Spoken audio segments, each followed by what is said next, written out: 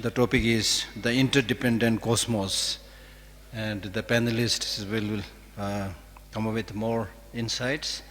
So, anybody who wants to start? I'm going to start out like a monk. You told me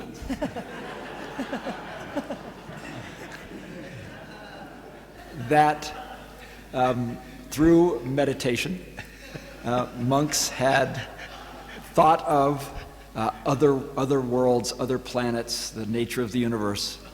Why do scientists have to look for these things?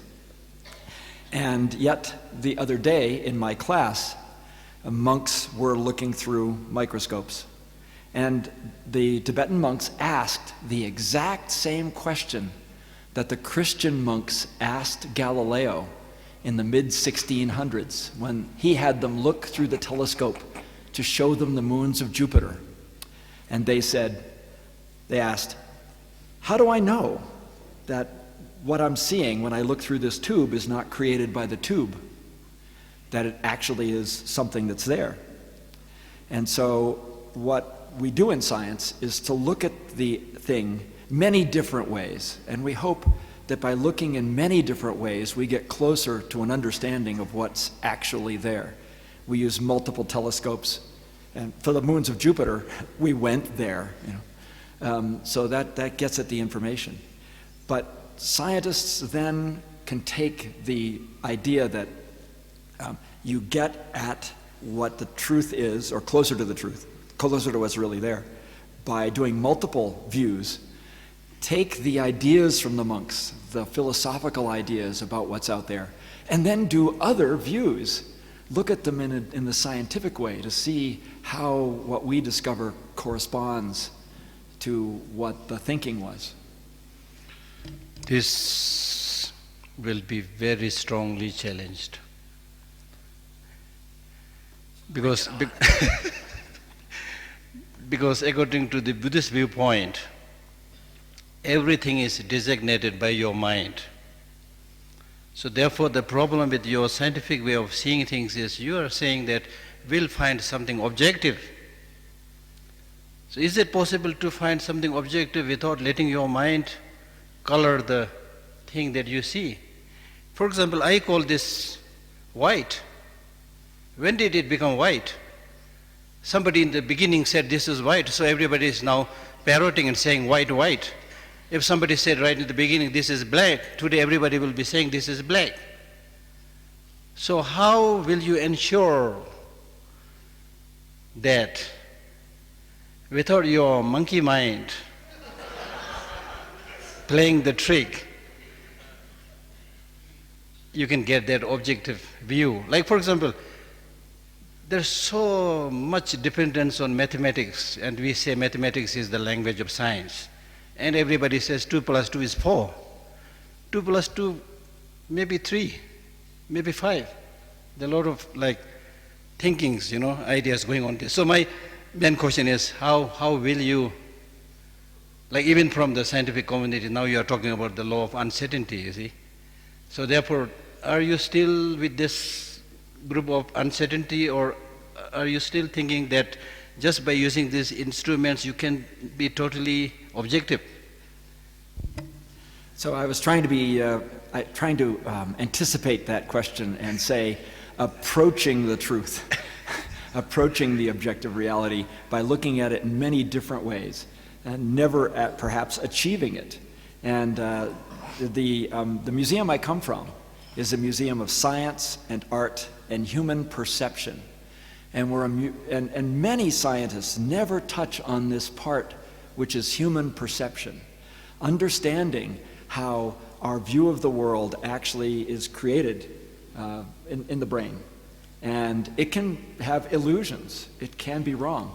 And in order to understand how close we are to appreciating the actuality, the objectivity, we have to understand how the brain works and how it goes astray. And that's why consciousness, as we've looked at the other day, is so important to a scientist. And yet many scientists aren't schooled in the necessity for understanding how the brain creates illusions. And I think that's very important. but we get at an approach, a closer and closer approach by doing multiple experiments. You see, science works with third person's perspective. Guru and the Shishya, disciple and the monk, they work in the second person's perspective, and the experience is first person's perspective. Now, even which is not brought at the level of the third person's perspective, the guru can discuss it with the disciple in second person's perspective, because there is intersubjective agreement between several monks, and then it is found, okay, it is right. So this could be in the way the spirituality is going on. But at the highest level, even guru pushes the disciple to that, you have to experience it, I cannot deliver it to you. So that comes the first person's experience. So at the highest level, the subjective experience remains. But he becomes guru when he can communicate it, at least communicate it, that there is such an experience to his disciple. Now the disciples then again it descends, and it comes to the third person's perspective, and it becomes scientist. It becomes a science. Everybody's property. So you are with us and not with the science anymore.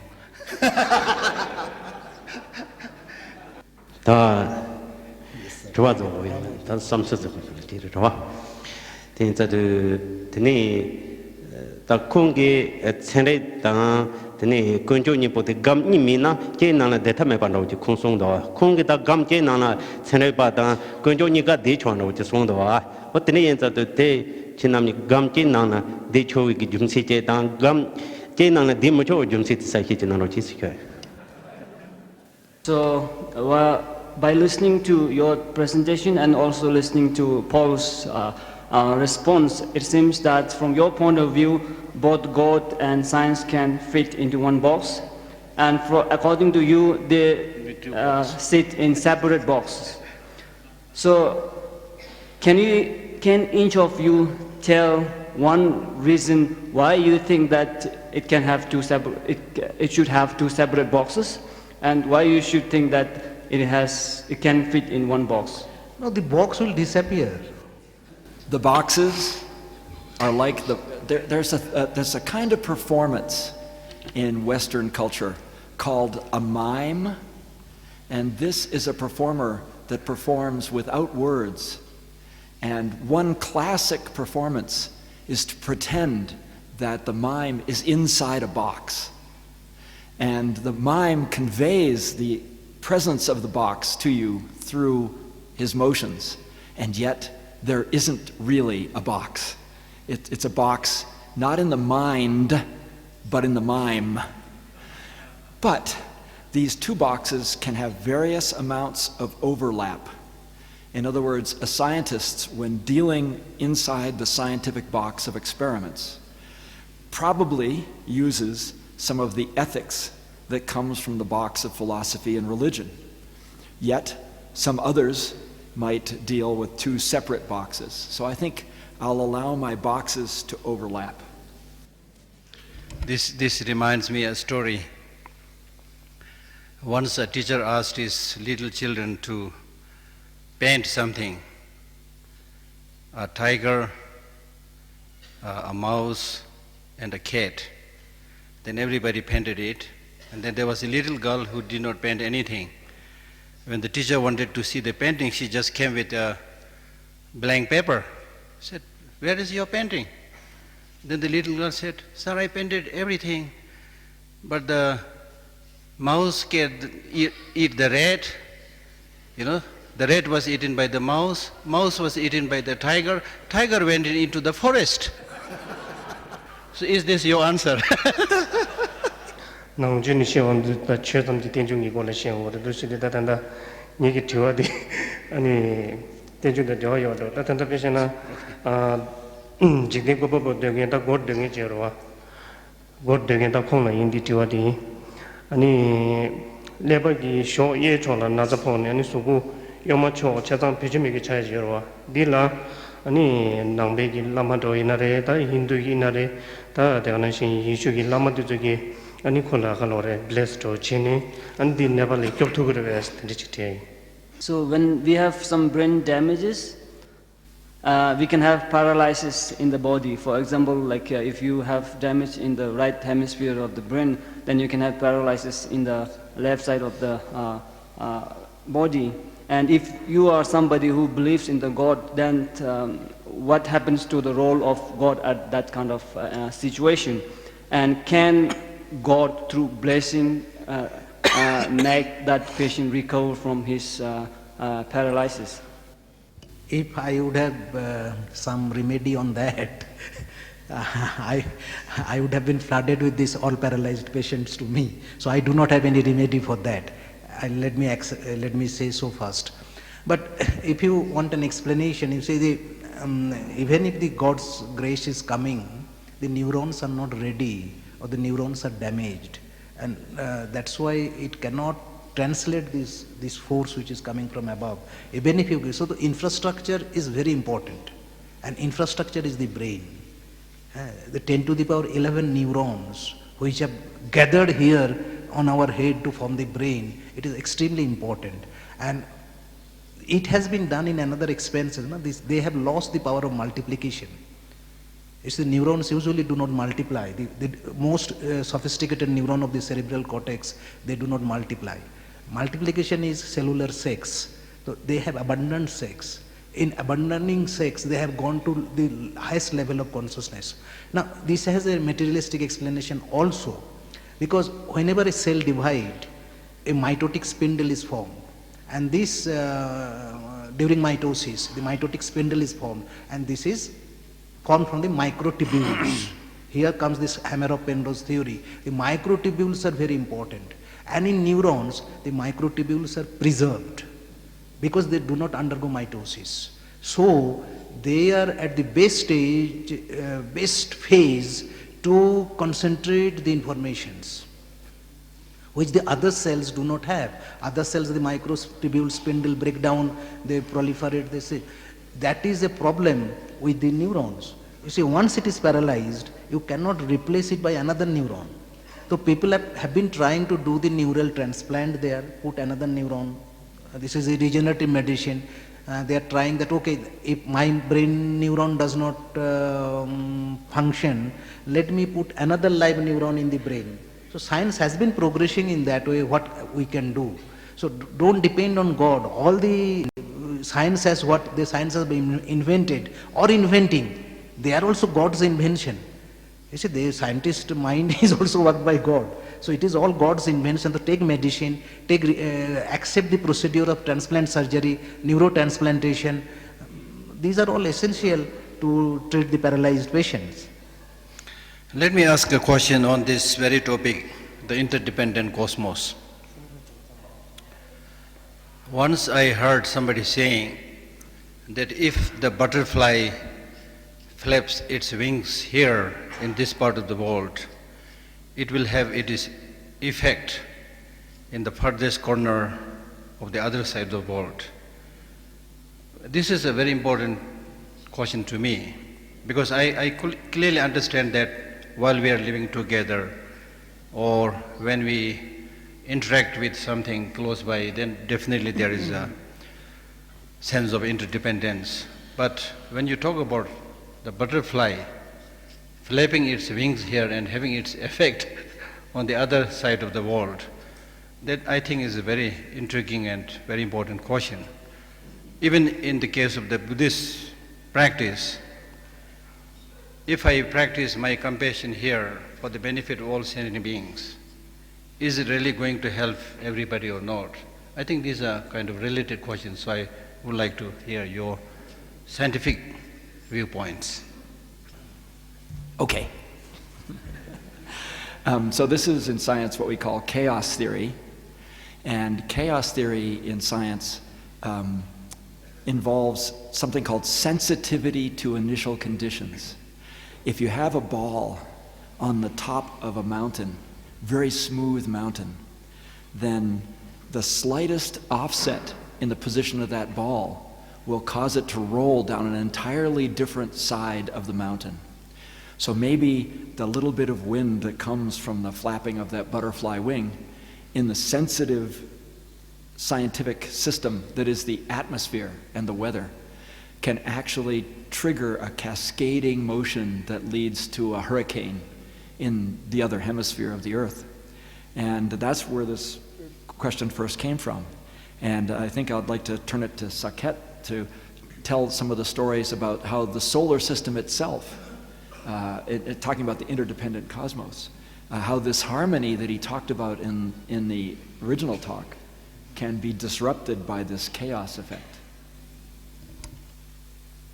And this, in a broader sense, this interdependence dialogue may not be answered because in a very intriguing way, in the sense that whatever we are getting new knowledges or existing knowledges, that is integrating our picture of the cosmos in some sense. And you said, well, sir, it may not be true from your practice and your philosophy what science is looking. But on a God point size, there are a variety of scientists, and strongly it's a part of debate. It has not resolved yet in this century, who believes in God and who don't believe in God. But all of them are working towards the common goal for finding new things or for the welfare of society. Putting in chaotic way, I don't have that much expertise in chaos theory, but I'll say there are fields, especially in nonlinear dynamics, where things are being studied which are not responding according to their action. But in nature, as we understand and as we are discussing here on this common platform, everything should be in equilibrium or it should be interdependent, but there are things which have not understood well. Areas are progressing, which science is doing. So on this note, I can only add this thing. This has been tried to explain by the quantum entanglement. This has been also tried to be explained by information entanglement. Now, a lot of works by Rupert Sheldrake, experimental work, there is no explanation. He says it morphogenetic field theory. So if you sing a song here, and this song, singing this song become far more easier in thousands of miles away. So there is a morphogenetic field theory. As you say, that compassion, if I practice compassion here, it spreads. So it does not have any theoretical explanation now, but it has practical demonstration by Rupert Sheldrake. He is an experimentalist, and he has a lot of experiments on that. But there is no theory to explain it yet. It's from the other side. There are many theories, but there is no experiment, and Sheldrake has experiments, but which does not have theoretical explanation. And this is more, one must read the Sheldrake's work in this context. I was, with your response, it came into my mind that we can come up with an interesting collaboration, scientific and Buddhist collaboration of my meditating on compassion, and I request you to use your instrument and channel that energy of compassion and let the other person feel it, like the songs that are channeled through the wireless or with wire or whatever. So probably maybe interesting area to explore. When Buddha was there was no telephone, there was no wireless, nothing. Seeing a person, he can get all the information out of him, and he can give all information of his to him. But now we do it with the telephone. So it is exactly at this point from the public there is a caution. Scientists these days are doing experiments and finding new theories that are already mentioned in Buddha's text. If meditation helps us to gain the knowledge of the universe, don't you think that we should spend more time on meditation instead of making up new things by using our natural resources? It depends on attitudinal disposition of yours. What is your attitudinal disposition? You want to be monk, you will discover the same thing which the scientist. If you have scientific disposition in your attitude, you become a scientist. There is no bar. Even if without becoming scientist or spiritualist, you can become a humanist. You just serve people and you will achieve the same thing. The science, humanity and the spirit meets at one point. You have to take in which way you are disposed of. And the whole scientific community in any areas of sciences is not only exploring for the new knowledge. We are all the community also trying to understand what is happening because of our human interference to our Mother Earth, and how we can save our society and for the healthy life and welfare for the humanity. So not only adding new knowledge is important, but whatever we are having, how we can utilize in a proper way so that humanity can progress well. But it is a really big thing which I can't discuss in a smallest limited brain understanding, that scientists really should be well connected with this philosophical discourse, because science may progress, but the dimension of progress and radially outward is not well predicted and well known whether it will really affect our society in a positive way or in a negative way. But if they are following Buddha practices or any other practices, so it may be possible that we may not land up with destructive mode of scientific outcomes, and it will help a lot. Okay, I'm a scientist. Theories must be tested by experiment. And so the theories that we hear from the Buddhists and the theories like we hear from the scientists, string theory, they are there as theories, but they become science when they're tested. And so this is our two boxes overlapping.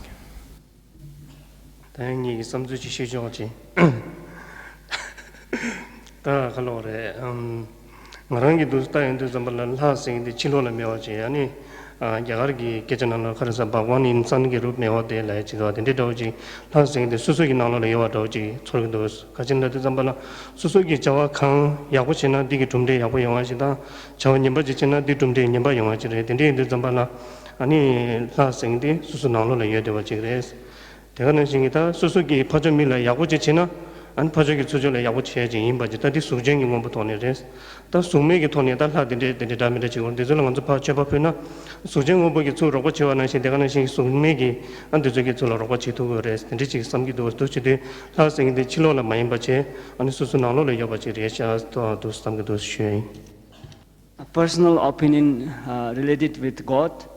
So personally I believe that when we talk about God or God at any level, is not outside of your physical body, and I believe that God is something that is inside your body, and whatever the positive things that you believe is coming from the God, it comes from within yourself, and also any negative things that is coming from what you believe is some lower form of God is also because of your wrong action and wrong thought, and it's also coming from yourself and not from something or somebody who is outside of your body.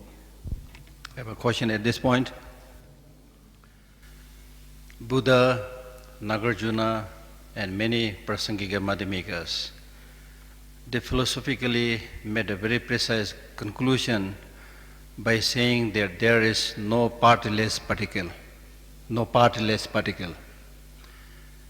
I was informed that at least some time ago, scientists were trying to find a partyless particle because they wanted to say, look, I found it. This is the fundamental building block. That they wanted to say.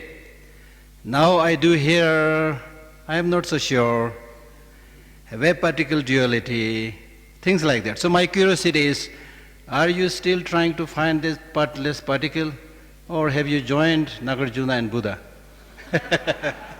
Yes. So we'd put this in the following terms.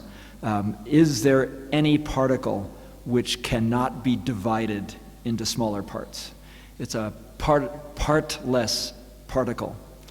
And so scientists are studying many particles, and we do this by colliding them to see what happens in the collision, figuring that if they have parts, the collision might split them into those parts.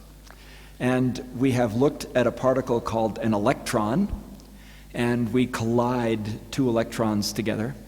And up to the limits that we've studied electrons, which is about 10 to the minus 20th meters, that's about 0.19 zeros and a 1 meter. That's a very small thing. That electron has no parts yet.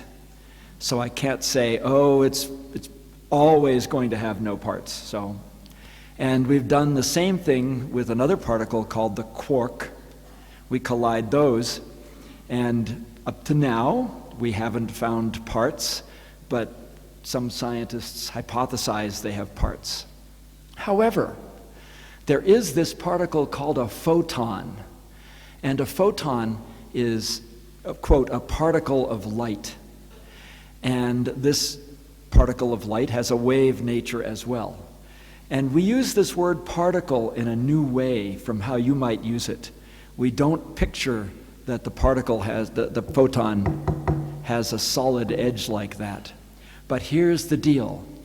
That photon is always created in its entirety. All of its energy is there when it's created. And when it goes away, all that energy goes away. So the sense of it being a particle is an all or nothing creation and destruction.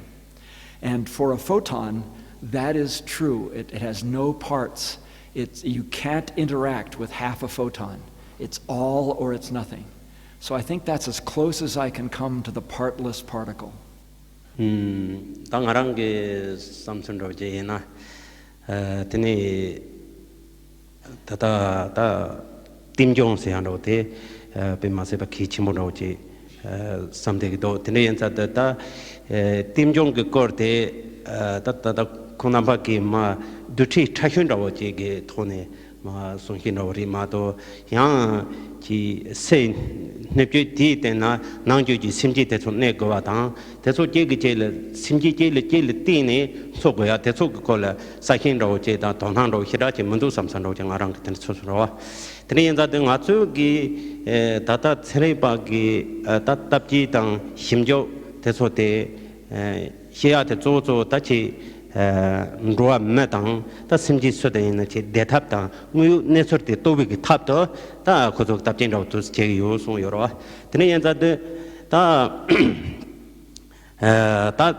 템델당 드네 찬염세야 대소 드네 두티 대소양 차마냥 바연 소야나 드네 맞아 상구 응구조 제한다고 다 된대제네 용여러 내가 난인게 심지양 제기제를 띠네 제제를 만퇴발을 띠네 다 선바마 제반다고 다 다나게 다 소리 다 차단 대소양 차마냐뭐 좀 쓸 때는 자가 여러 드네 인자들 코남바기 전에바 대소게 소야때 서로 그 죽기 이제 제 응보 대소를 짱짱 십산다고 제네 tene ma shesa la ngoto cheba yana tende no changja ri ma to pa nang simji te so che ge le tu de wa che ta che ge le chanyam zo go ya che ta tene thund zo go ya ro tende shiran ro che mi shi ban ro chin thong de do tende yan za de te so yang sen nu zu king ge tu sa tun jo ta jo kan ro thu yu mi nang yin ge tene nga so simji ro te ya che ge le ting go wa che ta chanyam go wa che ta tene te so yang tene thunde seate tene jongayena deje seate jongo yoro tate koron jumde no chade yoro tene enza tan thunde seate se duthi khake je chonre thoba chamje deje no te tron tho yo maro so te simjing tesoge sim samo te thunde go yoro te chore tho go yoro tele tene deje tho yor ma to ba ta 뱀비 그 죽지 정오 카시지 들어와 잠제 낭기 맞죠 가르세 거로 대체라고 뜻은 도요 말어 그럼 디디 가서 대체세야때 소와 요조 제일 히 고요 마도 바 소와 메조 제일 거랑게 대체세야때 용어야 메가 말어 대인도 갑살티 튼데 Today say I think you take it all. Then so correct go at Motoma Sahi Senebak Chegoate, Pe Kichimono Jangaraten Tondora. Brief comment or thought.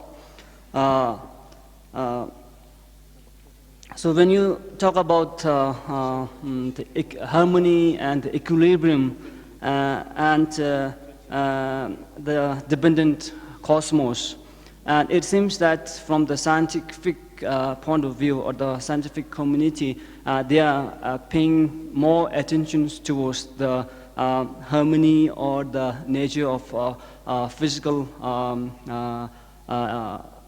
elements or the physical object at the objective level. But you also said that the reason why you do scientific experiments is for the common good of the humanity.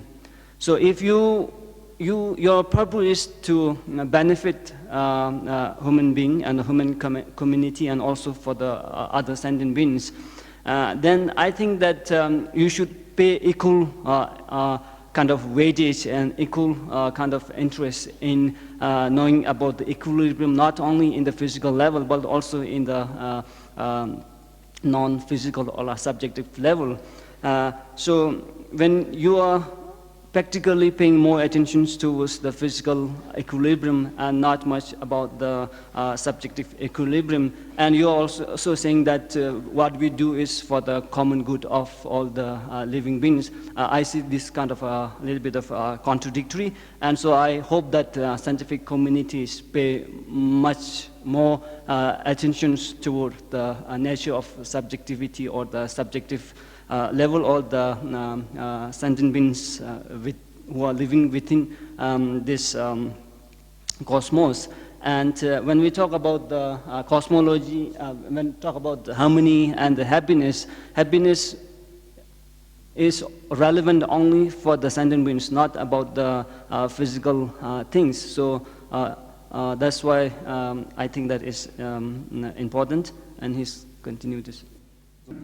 다 나라서 낭비기 원이나 되니 다 zukutusa 자오지 되니 다 같은 제모도지 아무나 팀이 보도지 샤사지요로라 되니 산지 좀 된데 신이 차요래 다 그런서 체력비 원이 되니 또 맞지 고도라 다디 갤러리 라인 샤기담 아무나 딜리 로스비 또 맞지요다 메스레라 되니 다니 갤러리데 마샤와이나 되니 그런서기 수치 갈라니에요 말했어 사망 알아서 냠용기 돈이 디니 데 시자데 간다가이나 고톡 지고기요 레숭도라 다 디니 데스라 니사마이나 라마 미벨로마다 디니 기긴 미비기 디니 게토 지용사마레세 수치 칼라 많이 바이나 디니 더 차도서레스 치라수기 문이 He was saying that in the case of in Buddhism or Buddhist followers, there is one particular teacher who is the source, the Buddha.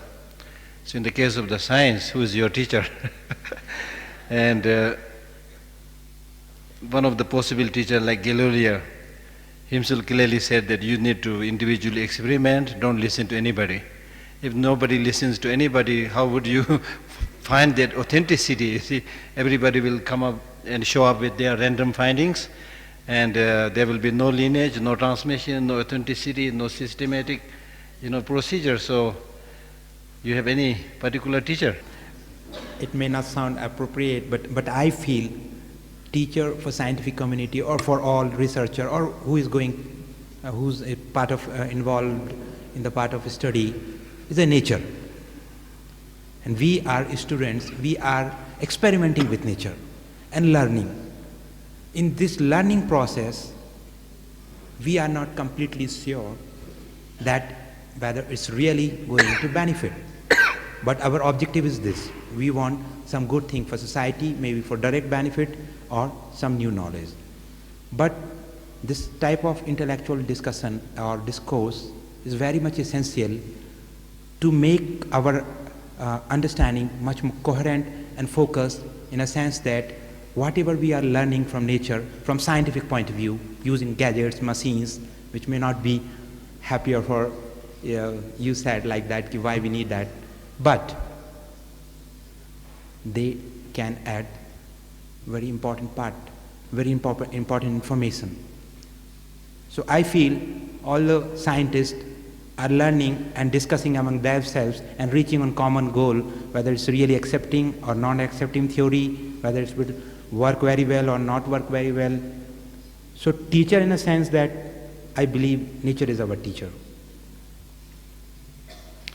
I'll conclude with one quotation from one very famous Tibetan teacher, Gintu Chumpel, who in one of his compositions says, "The legless earthworm moves in search of peace, the eyeless ant moves in search of peace.